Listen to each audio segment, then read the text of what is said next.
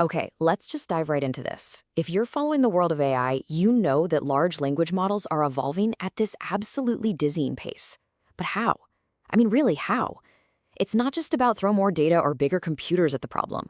The real story, the secret sauce, is in the architecture, the actual blueprints these models are built from. And man, in just a few short years, those blueprints have gone through a radical, almost unbelievable transformation. Just look at this for a second. On one side, you've got GPT-2 from back in 2019. It was a huge deal at the time with 1.5 billion parameters. On the other side, a model like Kimi K2, which is on track to hit a staggering 1 trillion parameters by 2026. That's not a step up. That's like comparing a go-kart to a starship. It's a completely different reality. So the big question is, what on earth happened in between to make that kind of leap possible and so fast? Well, that's exactly what we're going to break down. So to understand this revolution, we really have to rewind the clock. We've got to go back to where it all started. Our story kicks off in late 2019 with the OG, the foundational blueprint that basically set the stage for everything to come, GPT-2. GPT-2 established what we now call the dense blueprint. Now, what does dense actually mean? Well, think of it this way. For every single word it processed, the entire 1.5 billion parameter model had to light up and get to work. Every single part of it was active, all at once. Now, this made it incredibly powerful, for sure, but as you can guess, it was wildly inefficient. It was kind of like the V8 muscle car of LLMs, just raw power, but an absolute gas guzzler. And the engine inside that muscle car was this incredible technology called multi-head attention, or MHA. This was the magic that let the model understand context, by looking at all the words in a sentence at the same time. Imagine you have a single giant spotlight and you're trying to read a whole page. You just blast the entire page with this one massive beam. It gets the job done, but it takes a ton of energy. And that was MHA. It was both GPT-2's greatest strength and its biggest weakness. So naturally, the next chapter in our story was all about solving that energy problem. Researchers and engineers basically went on a quest to figure out how to get the same or even better results without that insane computational cost. They had to build a smarter, more efficient engine. And the big solution they came up with was called Grouped Query Attention, or GQA. Let's go back to our spotlight analogy.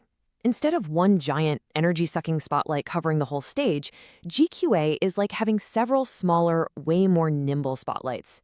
Each one can focus on a specific word or phrase, getting the job done with just a fraction of the power. It was a huge, huge leap in efficiency. And this wasn't just some theory in a research paper. By early 2024, models you've definitely heard of, like Meta's Llama 3, had made grouped query attention the new industry standard. All of a sudden, it was possible to build models that were both bigger and faster than what came before, all thanks to this much smarter way of paying attention. But even GQA had its limits. I mean, to get to that trillion parameter scale we saw at the start, the architects needed a completely new way of thinking. It wasn't about just making the engine more efficient anymore, it was about totally redesigning the car. And this led to what we call the sparse revolution. Which brings us to this amazing paradox, right? How can you possibly build something that's 1,000 times bigger, but also keep it fast and responsive? It just doesn't seem like it should work. But the answer is both incredibly simple and absolutely brilliant. The answer is mixture of experts, or MOE. Okay, so instead of one giant monolithic brain that does everything, an MOE model is like a massive company filled with specialist consultants. When a question comes in, say about ancient Roman history, you don't ask the entire trillion-person company for an answer, right? No way. A smart little router up front sends the question only to the handful of Roman history experts. The rest of the company? They just stay quiet, saving a ton of energy. That is sparsity in action. And the model that really kicked this whole trend into high gear was DeepSeek v3. When it dropped in late 2024, it showed the entire world what was possible with this new MOE blueprint. And it sparked this huge wave of innovation that led to the massive models we're seeing now. And the numbers, well, they really tell the story here. Just look at DeepSeek v3. It has a whopping 671 billion total parameters, but only 37 of them, that's about 5.5%, are actually active for any given task. Llama 4 Maverick is even more sparse, at 4.3%. And then you get to something like Kimi K2, a 1 trillion parameter beast that only uses 32 billion of them at a time. That's right, just 3.2%. Let that sink in. A trillion parameter model is running with the computational footprint of a much, much smaller 32 billion parameter model. That is the magic of sparsity. It lets you have the vast, deep knowledge of a huge model, but with the speed and efficiency of a small one. It's the key that unlocked the whole path to trillion parameter scale. So, where does that leave us today? Well, we've gone on this incredible journey from dense models to efficient models to sparse models. The latest wave, what's happening right now, is all about combining these breakthroughs into these really sophisticated hybrid designs. The architects of today's most advanced LLMs are basically master chefs with an incredible kitchen. They can pick and choose from all these ingredients. They'll start with a mixture of expert structure, mix in some efficient attention like GQA, add other new tricks like gated attention. It's all about creating the perfect custom recipe for whatever task they're trying to solve. And a fantastic example of this is a model like Qwen 3.5, which is projected for release in early 2026. It explicitly uses something called hybrid attention, which blends multiple techniques together to get the absolute best performance. We are so far beyond the one-size-fits-all blueprint now. We're in the age of bespoke, high-performance architectural design. Okay, so we've gone from a simple blueprint in 2019 to this whole complex ecosystem of techniques. Let's just zoom out for a second and connect the dots on the key trends that got us here. Here's the whole story on a single timeline.